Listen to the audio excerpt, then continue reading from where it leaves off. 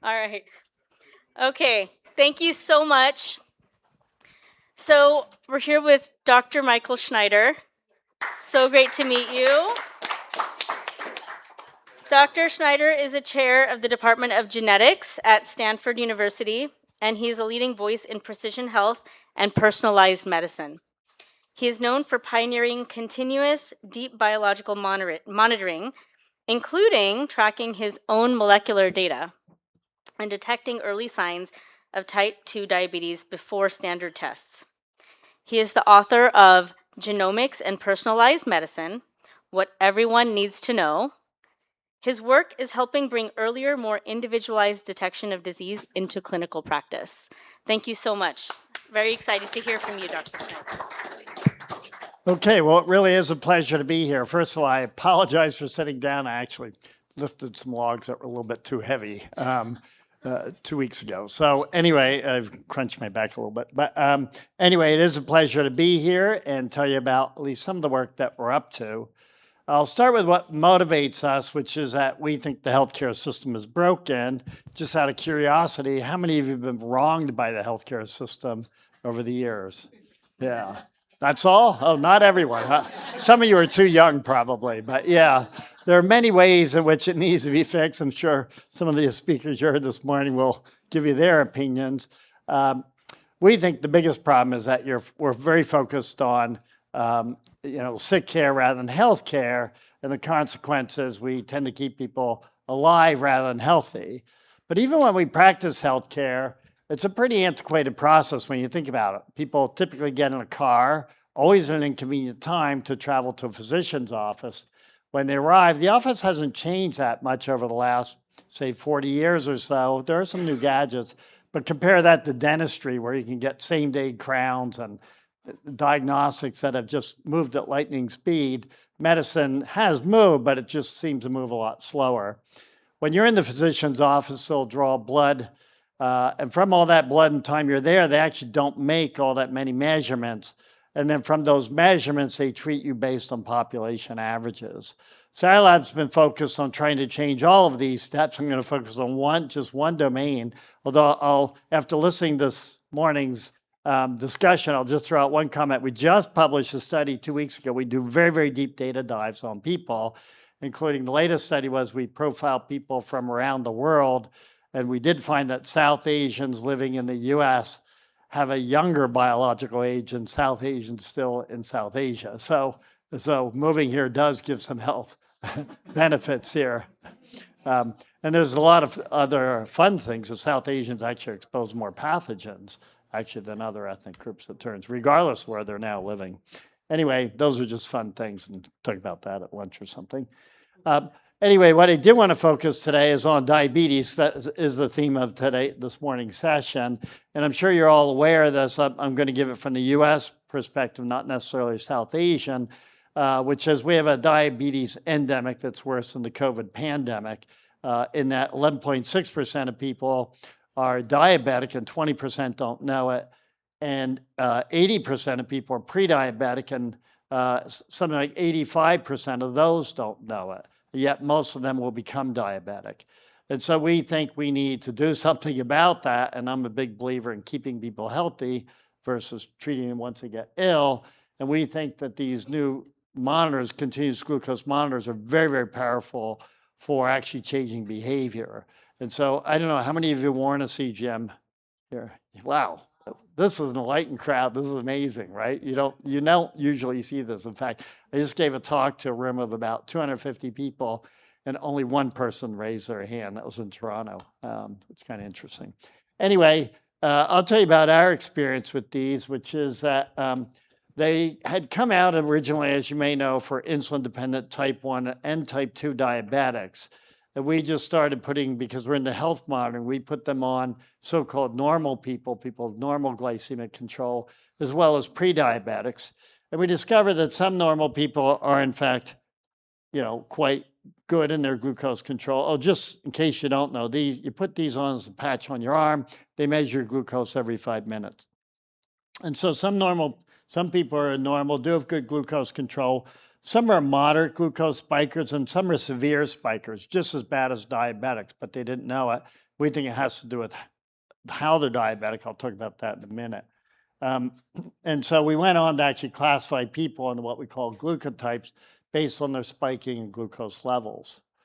We then discovered, as at Aaron Siegel in Israel, that different people spike to different foods. So you've seen about different patterns of diabetes earlier today, but actually the food people eat, it's very, very personal. And so this is the latest study we did in the lab done with Tracy McLaughlin, where we had 55 people eat 7 different carbohydrates. It's identical amounts of carbohydrates, but the forms are different. There's beans, berries, bread, grapes, pasta, potatoes, and rice. And they did it in either duplicate or triplicate. And it turns out that most people are like this. The red is rice. They're rice spikers. And in fact, for most people, rice is worse than ice cream. It's quite glycemic. This person, though, is a potato spike or pasta spiker. This one's a potato spiker in yellow, red spiker in blue, grape spiker in green. What's going on? Well, we think this relates to the theme you heard earlier, that there are different forms of diabetes. It's not simply type 1 and type 2, but we're coming at it from a very different angle. And in fact, I'll walk through this in a second.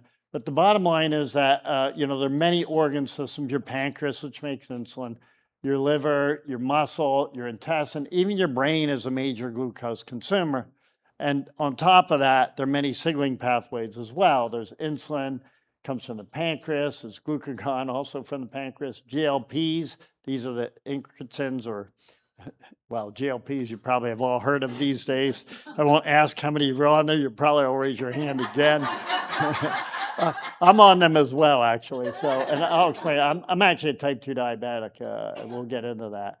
So we think that because of this heterogeneity of different organ systems, different signaling pathways, this might be what's going on as to why people are different in their diabetes. So this is ordering so-called normal in people in blue and pre-diabetics in yellow, and a diabetic even snuck into the study. This is their glucose levels by hemoglobin A1C, and we typed them for muscle insulin resistant, hepatic insulin resistance, beta cell defects you've heard about earlier, but there's also incretin defects you can have as well. So we do these very expensive long tests for this. And what we discovered is that everybody's different. First of all, just looking at the pattern overall, they don't look the same at all. And I'll walk you through 2 examples. This person is, let's see, I think that's pointing here. It's muscle insulin resistant, pretty normal or intermediate for the other things. This person has a severe incretin defect and is insulin sensitive. So again, everybody's quite different. And not only that, for those of you who've worn your glucose curves, you may have looked at the shape of this. Now, this is a shape after drinking a shot of glucose. And even still, it's one simple thing, glucose. The curves are quite different. And we suspected that this was due to the heterogeneity of diabetes I just mentioned. And we wound up using machine learning programs. You can see, for example, this one rises fast, slow fall. Let's see, this is more symmetrical, medium rise, medium fall, double humps, etc. And we used machine learning and AI to predict people's subtype of diabetes just from the shape of this glucose curve. And it works pretty well for these 2, muscle insulin resistant beta cell defect. Doesn't work too well yet for these. We're still trying to improve our models there. We'll probably have to bring in other data types.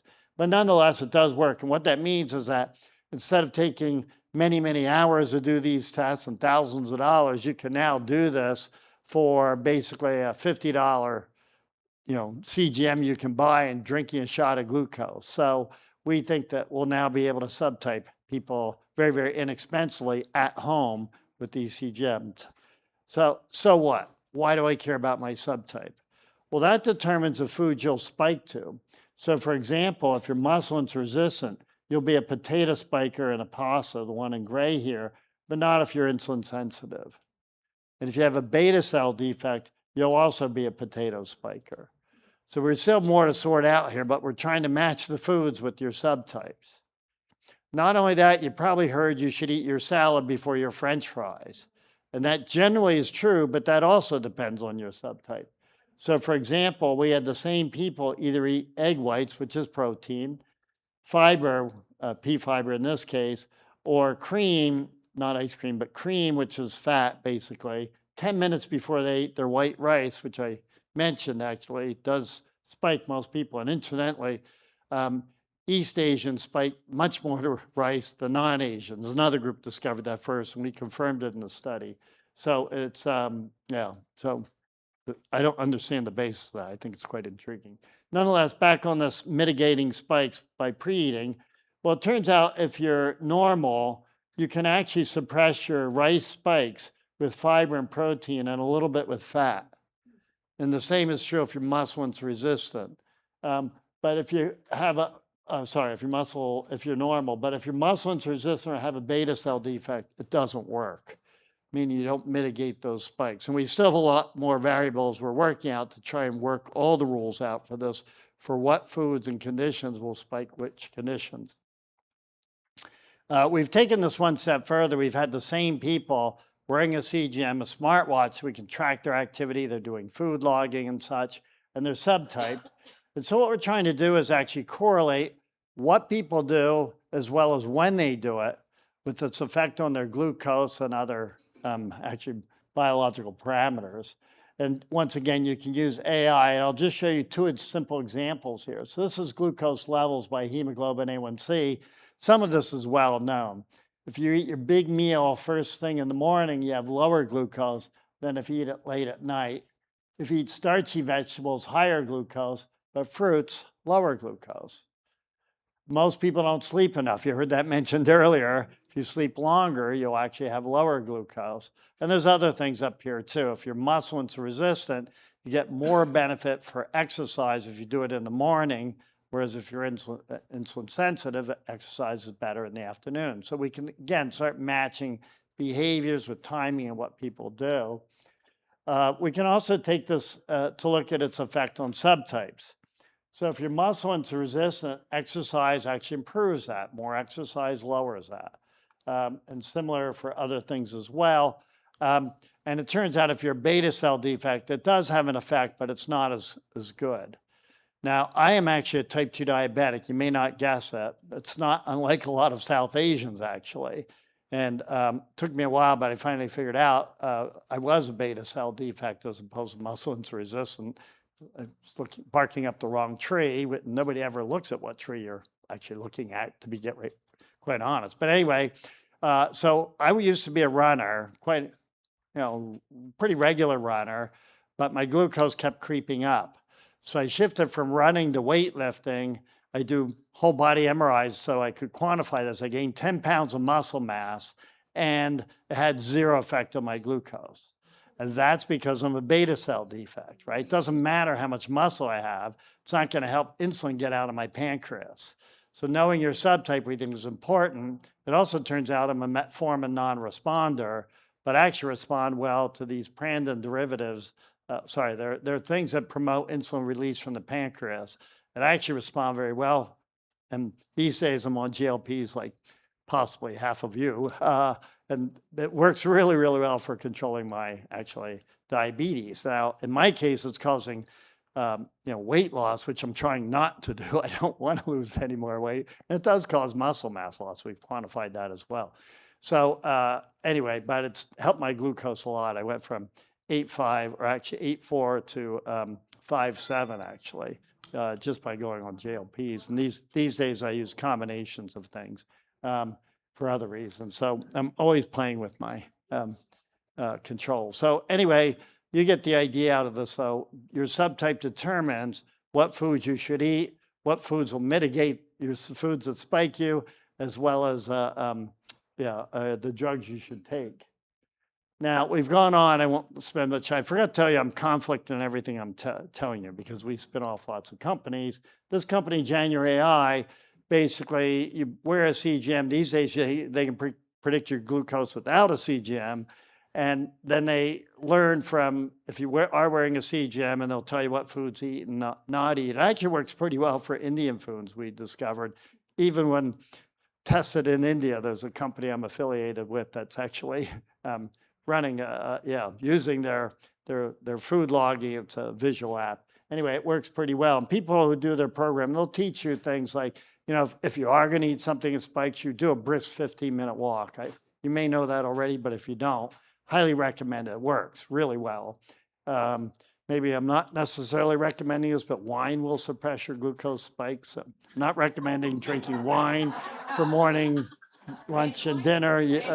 Well, I'm a red wine drinker because I like the polyphenols, and there's a lot more in red wine than white wine. So I'm sure both work, but anyway. All right, so anyway, people do this program. They improve what's called their time and range from the CGM, and they also lose weight, which is not the main goal. But if you are eating better, you will lose weight. The other thing we're working hard on is, again, pushing this idea of remote monitoring. We do a lot with smartwatches. I didn't get into this. In fact, I'm wearing 4 of these things right now, 2 rings and all this. And we can tell you when you're getting ill from respiratory, viral, and a few other things before you know it, because your heart rate and heart rate variability shifts. Anyway, for this one, we're trying to actually bring home biochemical sampling, where you basically, give little drops of blood, either from your shoulder or your fingertip, overnight it to the lab. And these days, we can make 7,000 measurements from this drop of blood using the deep profiling. Now, I know what that sounds like, but ours actually does work. It's not a hoax. So anyway, we've done all kinds of fun experiments here. And I'll just show you a few. It's this personalized response. So we had 32 people drink the shake, and hundreds of molecules change. We profiled them before and then various times after. They were fast when they did it. And what you'll notice is every box is a different person. I'm just showing 3 carbohydrates up here. For this person, their carbohydrates goes down relatively when they drink the shake. For these people, it's up, some quite high. This one's flat, this one goes down, this one goes down. Informatically, we can classify people into 5 groups. So these 5 categories here, and these are classes of molecules in the different colors. So gray is the average of all 32. Brown are inflammatory markers.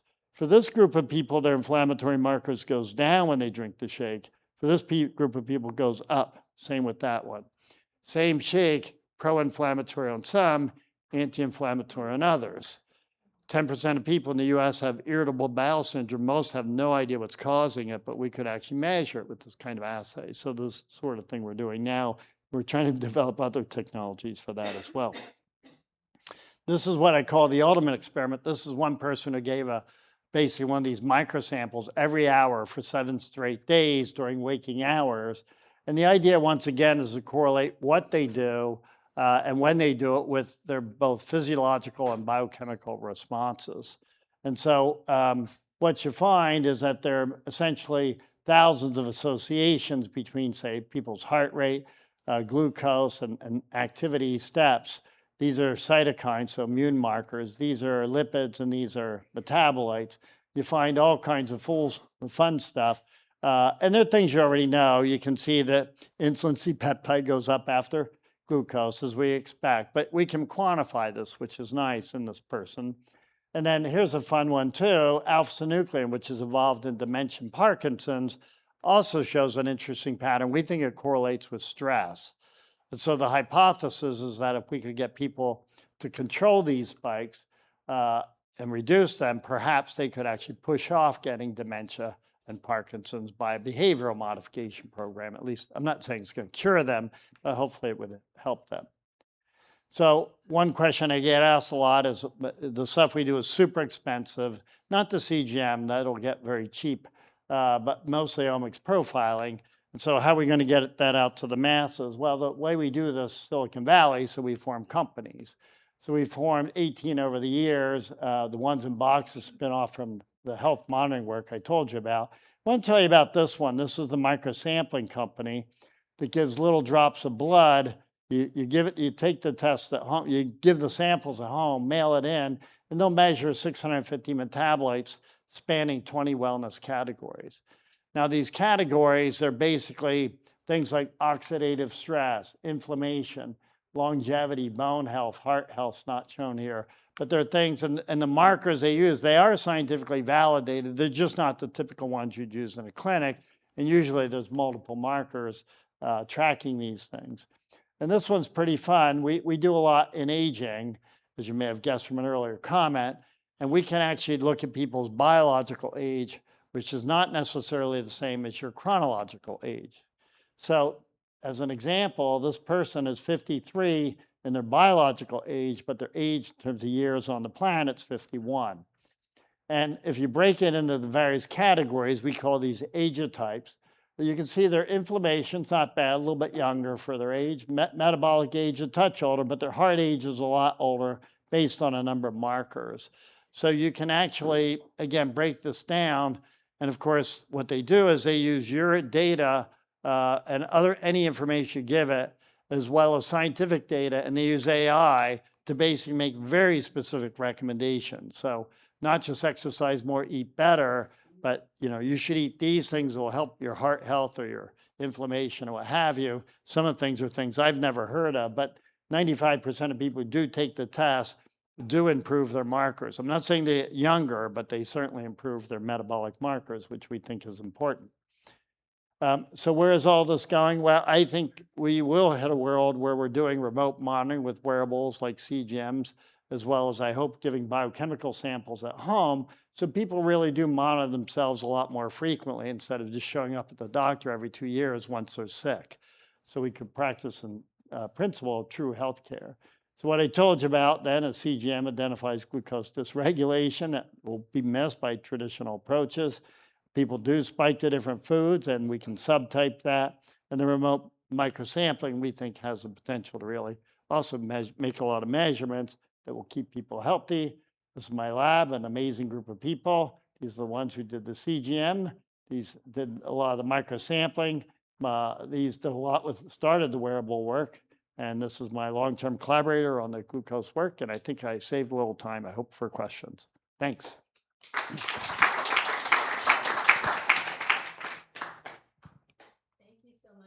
Snyder, for your insights. Okay, can I just ask, does anybody have a question right now that they just really want to ask? From over here. Okay. So I'm just curious about when we talk about the significance of the CGM spikes, if you're looking at areas under the curve, to kind of help distinguish just the breadth of the spike versus the insulin resistance, and also is there anything that you're doing to distinguish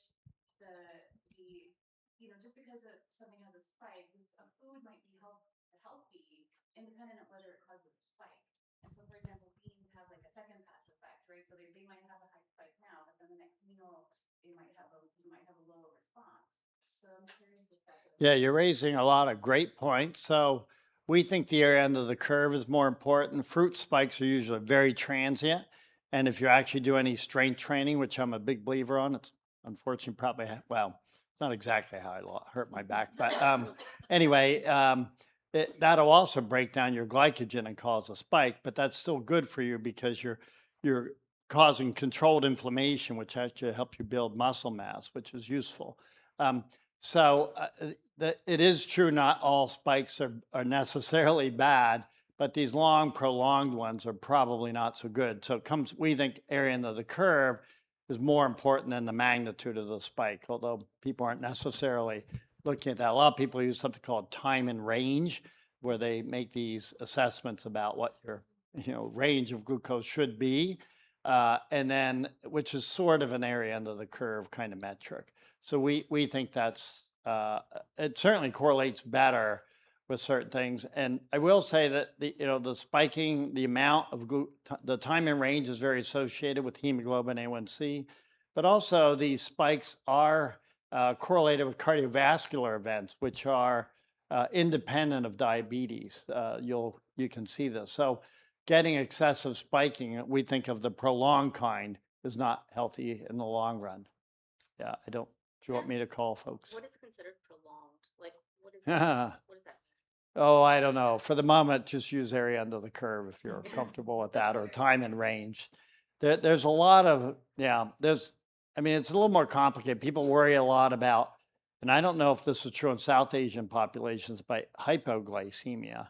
So because you tend to overcompensate if you have some insulin problems or muscle insulin resistance, I should say. You'll make too much glucose or insulin, and then you overcompensate. You get too low glucose. Now people worry about that because people can pass out from that.